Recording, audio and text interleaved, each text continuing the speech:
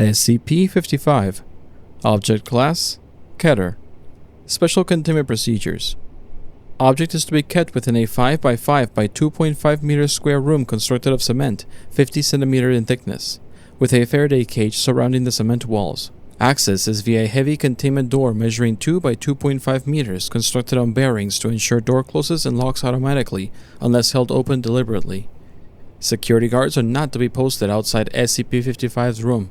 It is further advised that all personnel maintaining or studying other SCP objects in the vicinity try to maintain a distance of at least 50 meters from the geometric center of the room, as long as this is reasonably practical.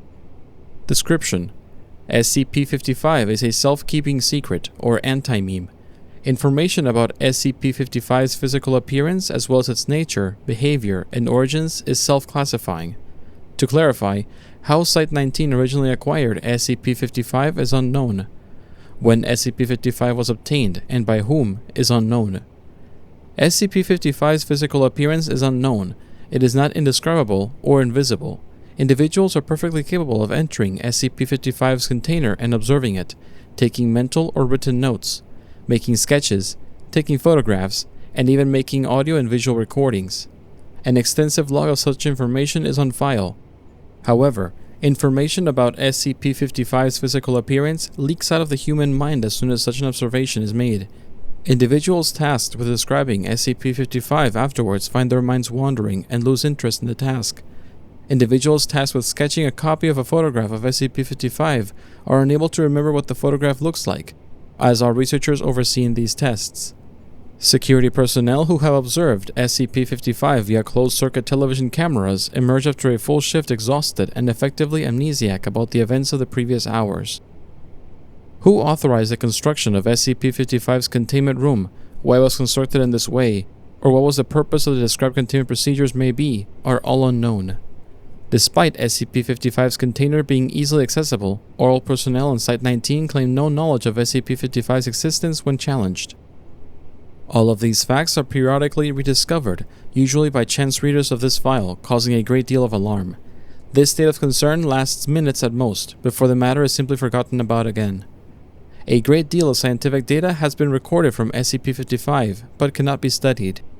At least one attempt has been made to destroy SCP-55, or possibly move it from Containment Site-19 to another site, meeting failure for reasons unknown. SCP-55 may present a major physical threat and indeed may have killed many hundreds of personnel, and we would not know it. Certainly, it presents a gigantic, mimetic, mental threat, hence its Keter classification. Document 55-1, an analysis of SCP-55.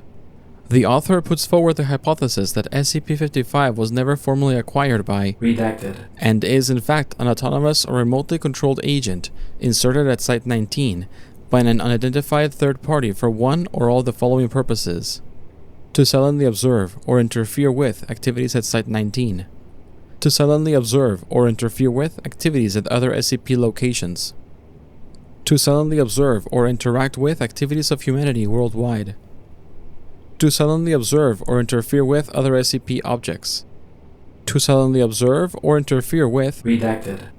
No action or counter of any of these potential threats is suggested, or indeed theoretically possible. Addendum A. Hey, if this thing's really an anti-meme, why doesn't the fact that it's an anti-meme get wiped? We must be wrong about it somehow. Wait a minute. What if we were to keep notes about what it isn't? What if we remember those? Bartholomew Hughes, NSA. Document 55-2, Report of Dr. John Marichuk.